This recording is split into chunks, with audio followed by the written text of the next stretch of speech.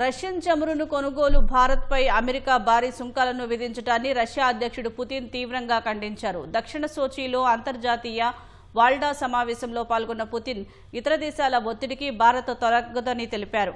Trump చర్యల వల్ల వాషింగ్టన్కే ఎదురుదెబ్బ తగులుతోందని హెచ్చరించారు.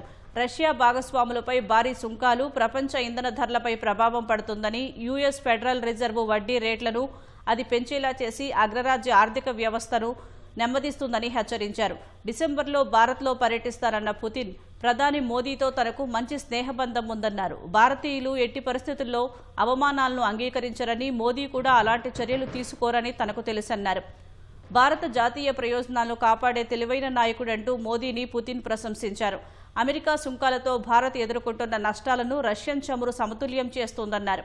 ఈ సందర్భంగా అమెరికన్ మార్కెట్కు తాము పెద్ద మొత్తంలో యురేనియంను సరఫరా చేస్తున్నట్లు తెలిపారు.